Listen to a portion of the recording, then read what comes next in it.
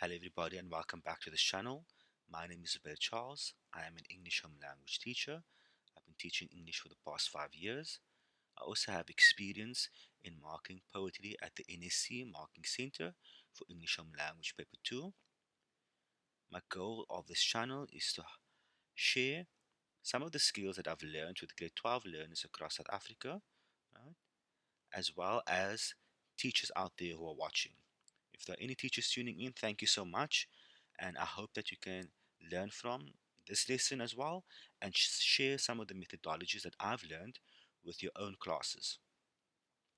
I'm also presently completing my master's degree in creative writing, and in the description box below, you will find some of the links to my nonfiction essays and my poetry. So I hope you will take the time to check that out. So, at the beginning of this lesson, I'm going to test your prior knowledge, your everyday knowledge.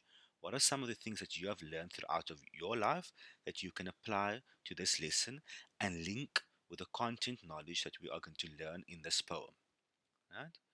So, unfortunately, we're not in a traditional classroom where we can discuss some of these introductory questions. However, I do encourage you to pause this video and chat to somebody at home, right? Maybe discuss these questions with your parents or your siblings or a friend, right? So try to pause in between or even just think about some of the answers. Okay? So, question number one, what do you associate with winter? Right? Think about that. Question number two, the picture below kind of gives you a clue. But what transformations occur from winter to spring? So if you look outside at the environment or the landscape, what are some of the physical changes that occur from winter to spring? And then lastly, I've included these pictures of Madonna, right? Many music critics state that she is a pioneer with regards to transformation, right, and growth. And you can see in the images below that she constantly changes her image and her music style. So think about that before I ask this next question. Right. So question number three, why is growth and transformation important for all humans? It's a critical question. Some may argue that it's not important. Right? So why do you think it's important for us as humans to change throughout our lives? Or why should humans not change? Right? Think about that.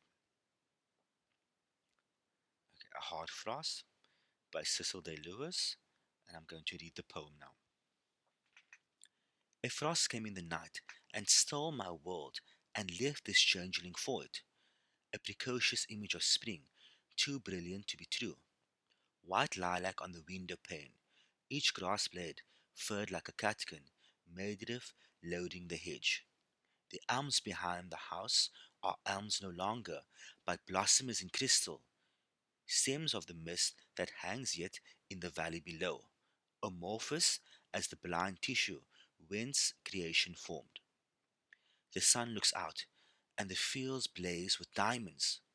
Mockery spring, to lend this bridal gear for a few hours to a raw country maid, then leave her all disconsolate with old fadings of aconite and snowdrop.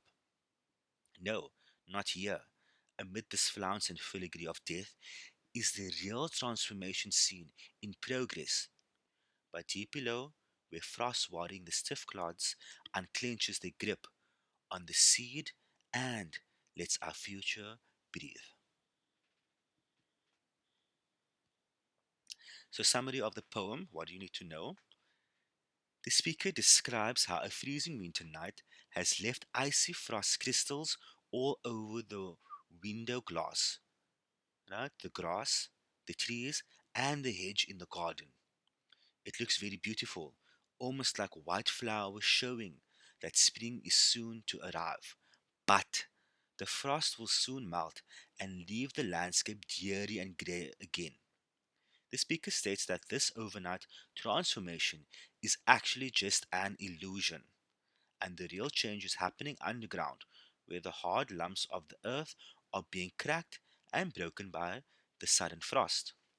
This will eventually allow the seeds that are presently frozen and dormant by winter to reach the air and moisture they need to start growing when the weather warms up. Okay, so I'm going to read that once again.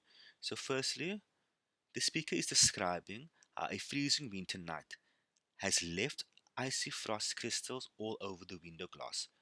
Right? So, picture this: the speaker looks out of the window, it's nighttime, and all of a sudden, right, the landscape is full of ice and frost and crystals, right? It's the window, right? The grass, the trees outside, and the hedge in the garden, all covered in snow and ice and frost and all of those things. Right? The speaker thinks, wow, it's actually beautiful, right? Because the landscape looks like everywhere he's looking, it looks like there are white flowers everywhere. And he thinks, oh my word, is it springtime now? Right? Because he sees all these white flowers, right? But he also realizes that, oh no, but this snow and frost is going to melt, right? And the beautiful image he sees before him is going to go back and change to this dark, grey, winter like landscape. Okay? So the speaker says that this overnight transformation is actually just an illusion, it's not real. Right? Because the real change is not what he's seeing, because remember the snow is going to melt. The real change is happening underground, right? In the deep soil of the earth, right?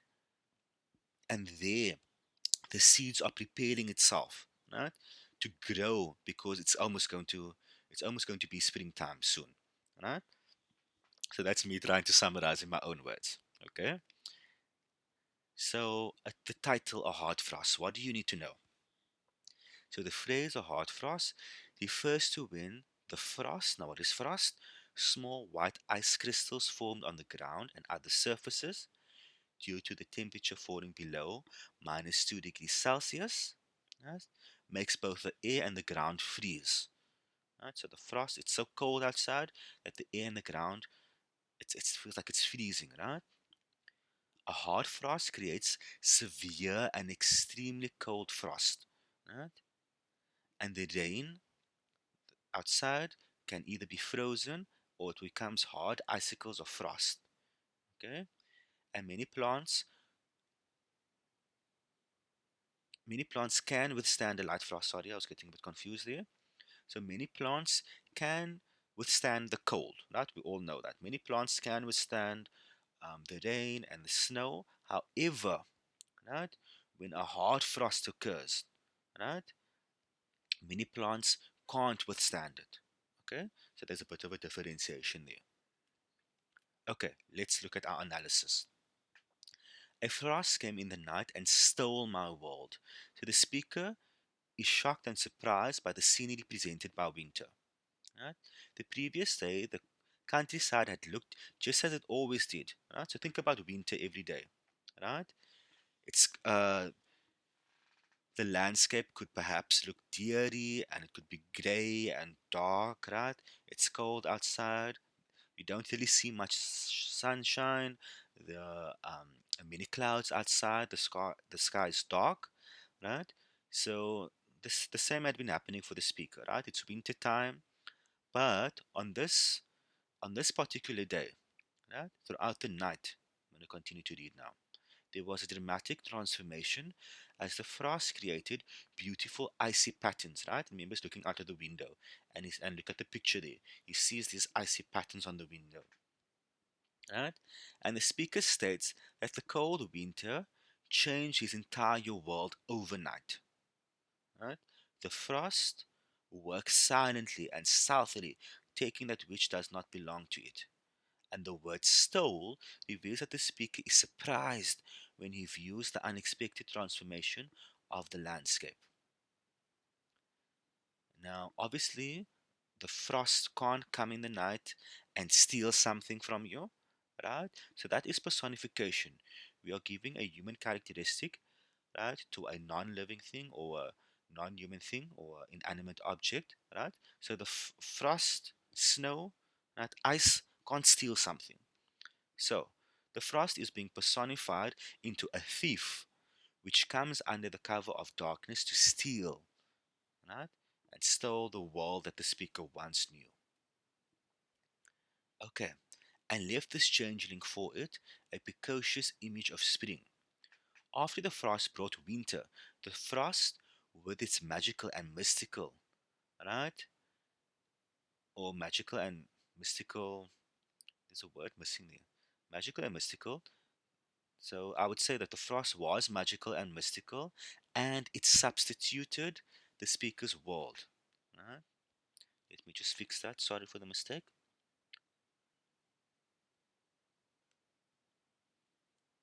Let me just do this. Okay. So after the frost brought winter, the frost substituted the speaker's world and made him think it's spring. So remember, guys, I just want to reiterate this, and I'm going to say this um, a lot throughout this video, right? It is not springtime, okay? The speaker thinks that it is spring because the snow made the landscape outside change, okay? So that's a bit confusing because you would think that, okay, the frost outside, it still looks like a winter landscape, but we're going to get to that in a moment, okay? So just keep that at the back of your head. It is not springtime, okay? So I'll read that again. After the frost brought winter, right? Okay.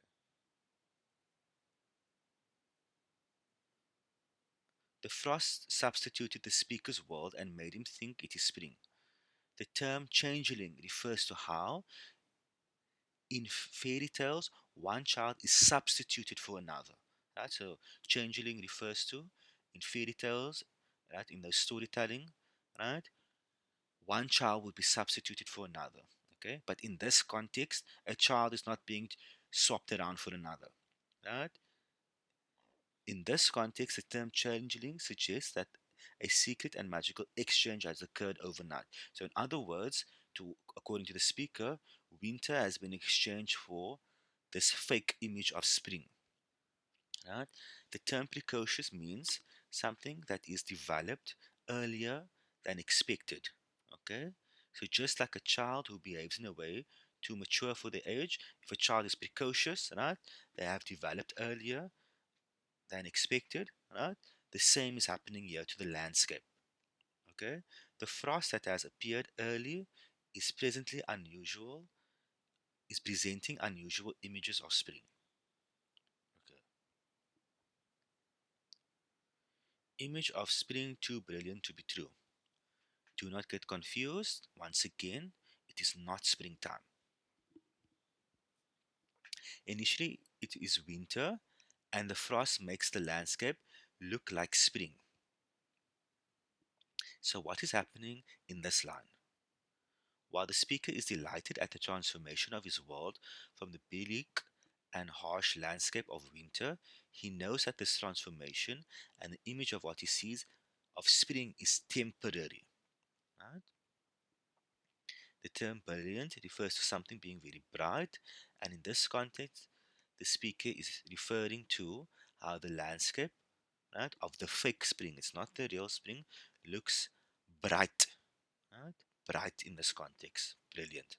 In other words, this is all too unbelievable for the speaker. Right? Okay, now learners, I'm gonna explain this, and a lot of students have in the past have gotten confused with this. So here the speaker makes mention to various flowers. He speaks about white lilac on the window pane.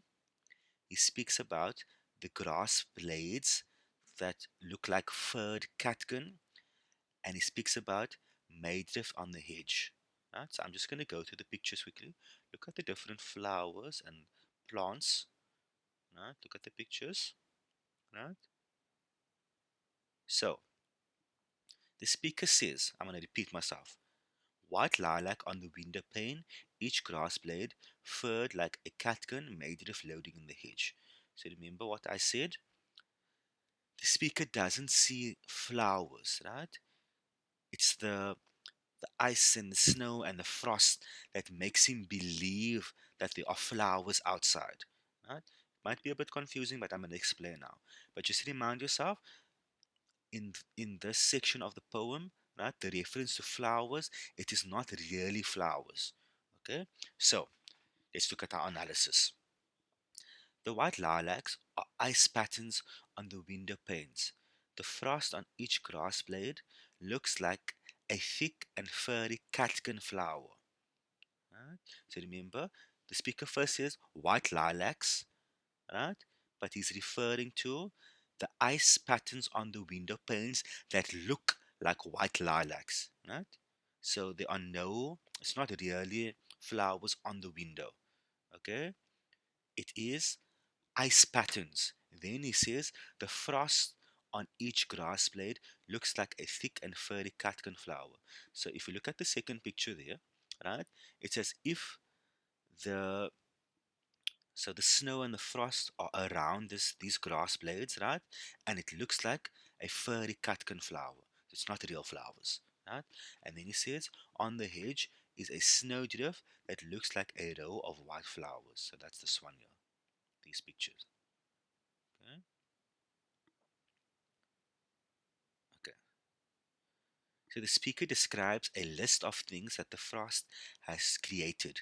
These things resemble spring flowers. However, in reality, they are not spring flowers but hard icicles of frost. Remember, the speaker does not see real flowers. The frost creates an illusionary image of flowers, making the speaker misconceive that spring has arrived. Okay? So do not get confused, learners, right? No, these are not real flowers. He's imagining. Okay. Then he says the elms behind the house are elms no longer, but blossoms in crystals. The elms, the elm trees behind the house no longer resemble elm trees, as they are covered in frost, which look like blossoms in crystal. Right? And this means that the tree has crystal flowers. Right? So he thinks that this is happening. Okay. Stems of the mist that hangs in yet the valley below amorphous as the blind tissue whence creation formed. Look at the picture there. Right? Look at the mist there. Okay? So the speaker is saying the mist covers the area, right? But the mist has no clear or defined shape. The mist is amorphous. So look there, right? The mist is all over the place. It is not a clear and distinct shape. Right? If you have to say, if you have to look at mist outside, is there a shape to it? Right? Is the mist tangible, right? Can you see it forming? Not necessarily, right? It looks like it's all over the place. So that is what the speaker is saying. He says the stems of mist that hangs yet in the valley below, amorphous as the blind tissue whence creation formed. Okay, so the simile here, why? The word as, and the speaker compares the mist to a blind tissue. And what is a blind tissue? A blind tissue refers to how a species, right, forms into something. So remember, we are all species, right? And we have formed into what we are today, right? So think about this. So the speaker is saying, right, the mist is like a blind tissue. Why? Because it's going to form into something, right? In other words, the speaker is unaware how this nothingness of the mist, right, might develop into something. And in these few lines, excuse me, there is an ominous tone as the reader is unaware of what will emerge of the mass of the blind tissue. So what's going to happen after this? Now, the sun looks out and the fields blaze with diamonds. So this is a beautiful image here because this is basically explaining what the line is trying to tell us. So let's look.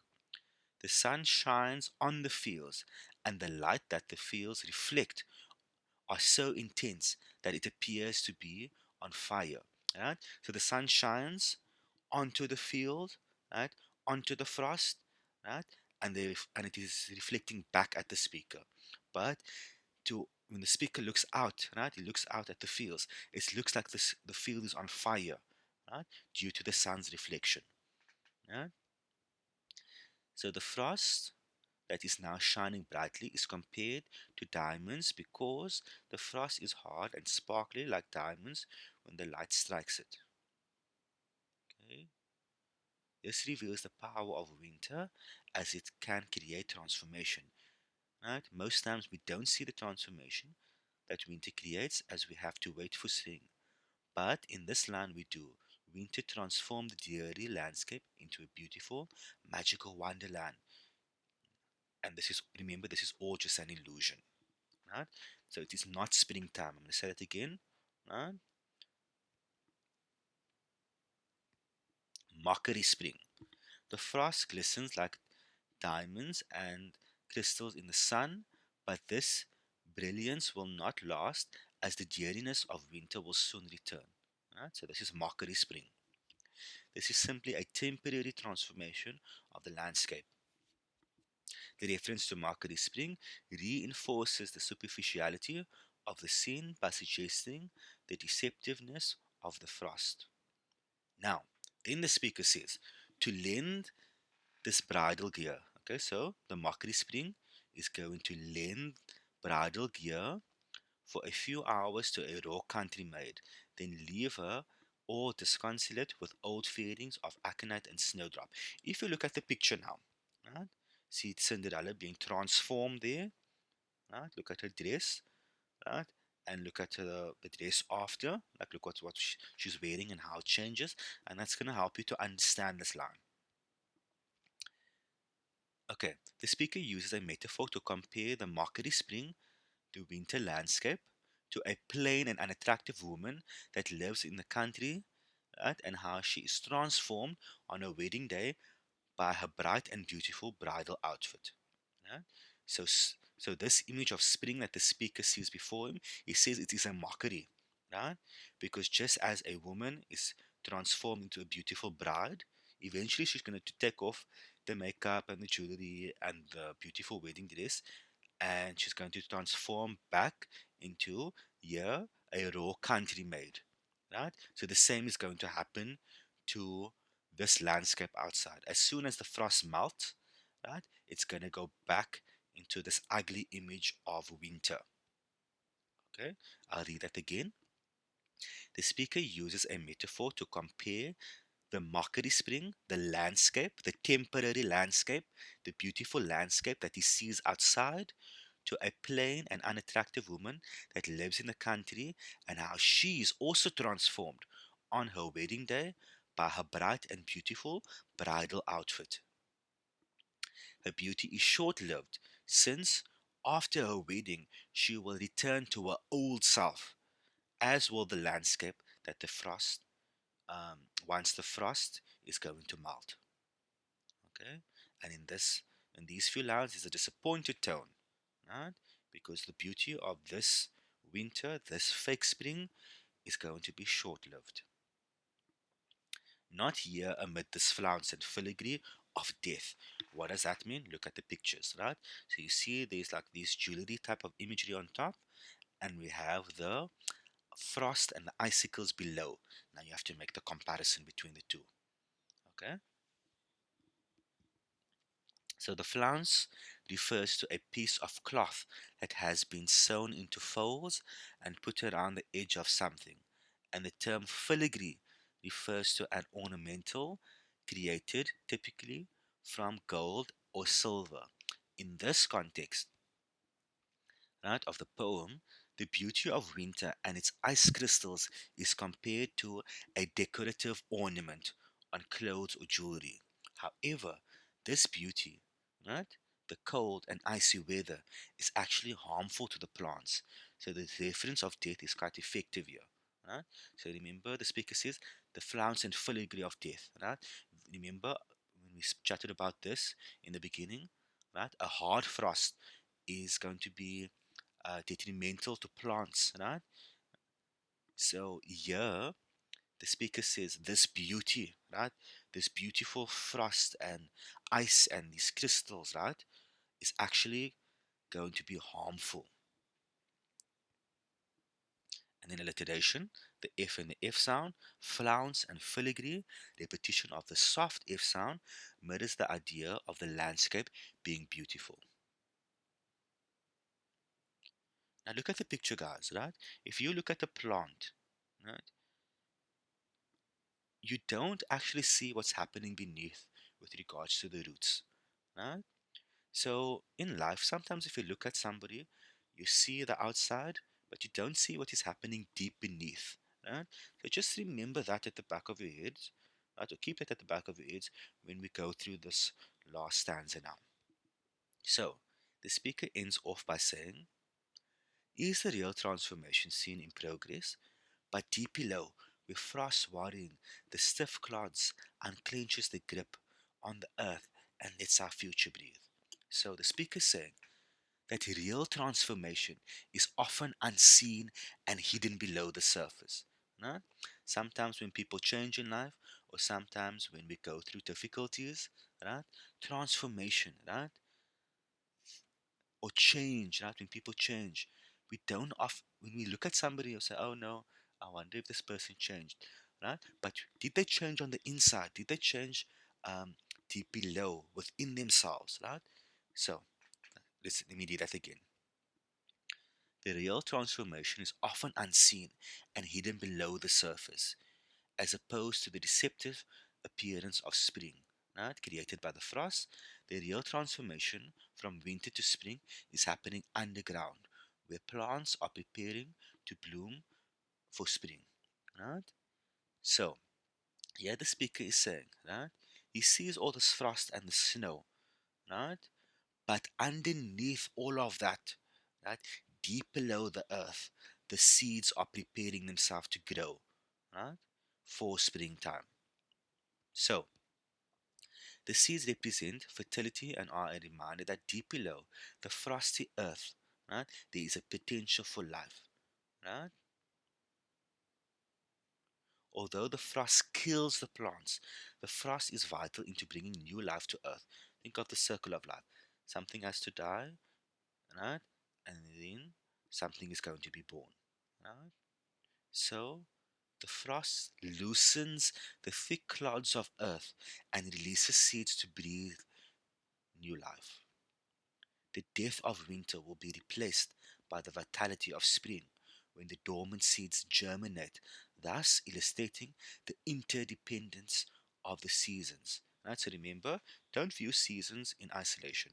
Winter, spring, summer, autumn, winter, right? It all those seasons are interconnected, right? One flows into the other. One cannot stand alone without the other. Right? Winter, right, goes into spring, right? And then spring goes into summer, right? And each season serves its purpose, right? In preparation for the next, right? So seasons are interlinking. Don't view them in isolation. Okay? So I'll read that again. The death of winter will be replaced by the vitality of spring when the dormant seeds germinate, thus illustrating the interdependence of the seasons in perpetuating life and ensuring humanity's future. How do we know that? In the Let's Our Futures Breathe line. Okay? Beneath the superficial harshness of winter, there is hope of spring and the promise of new beginnings. Right?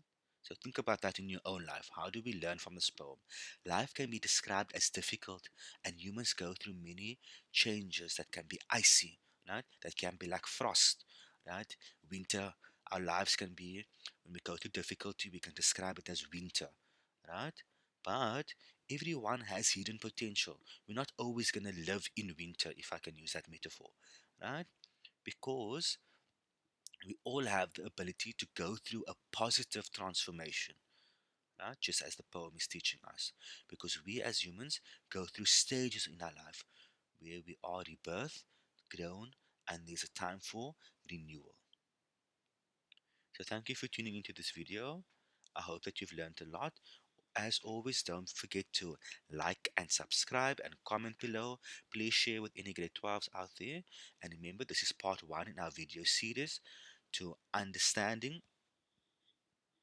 excuse me, a hard frost, right? And in part two of this video series, we'll be going over past exam questions. So I'll see you soon, guys. Please check out the next video.